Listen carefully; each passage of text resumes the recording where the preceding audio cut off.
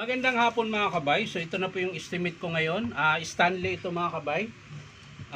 Steel 670 heat gun ng Stanley. So ito mga kabay, wala siyang power. Ayan po. So bubuksan natin mga kabay. Tara, samahan nyo po ako.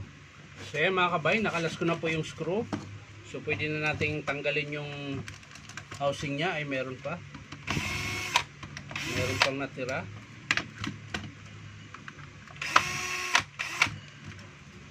Yun. Diretso kaagad tayo dito sa kanyang dito tayo sa cord.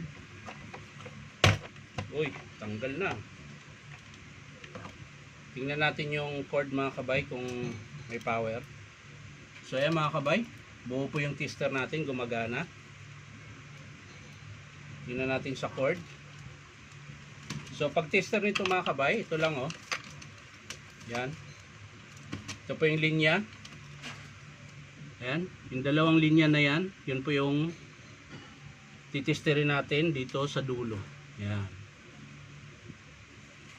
So yan. Titesterin natin mga kabay.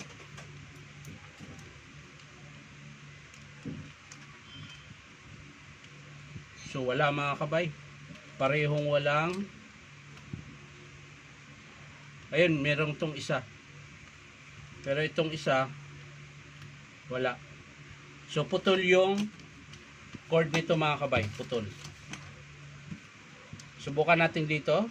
Diretso natin kung meron. Ayun o, meron o. So, dito ang problema sa kanyang cord.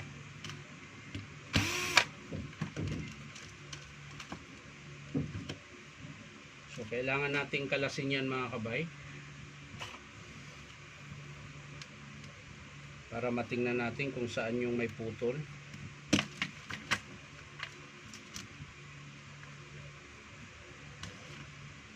Tingnan natin. Ayun oh, putol.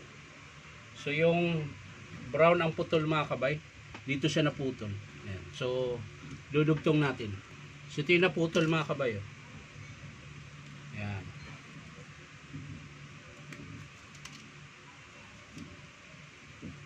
So para makasiguro tayo kung wala na ibang putol, so short natin yan. Ayan, sinort ko siya, tapos testirin natin dito. Ayan.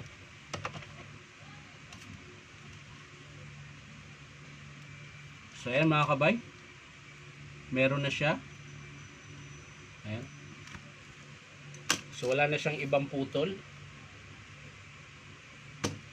So pwede na natin itong ikabit mga kabay, balik natin.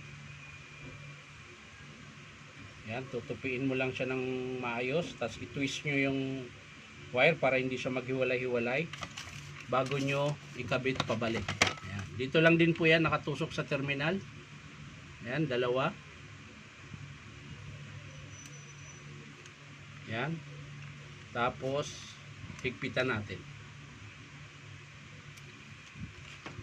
So yan mga kabay, na ikabit ko na. So bago natin isara, testing natin, saksak natin.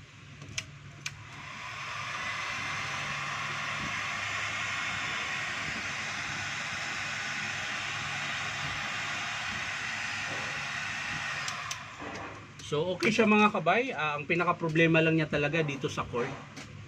So nagbabaga siya. So okay na siya. Sasara natin. So pinaka estimate dito mga kabay ay wiring lang yung sira niya. So labor lang po yung babayaran niya. So ayan mga kabay, sasara na po natin. Ayan. So ang pinakasira ng Steel 670 na to na heat gun ay wiring lang. Ito po talaga lagi pag sa mga heat gun. Kung hindi siya dito napuputol, dito sa pinakapuno. Ayan. So yan lang mga kabay. Maraming salamat sa panonood at pa-like and share na rin po. At syempre po, baka naman pwede makahingi sa inyo ng isang subscribe dito po sa aking YouTube account. Bye-bye!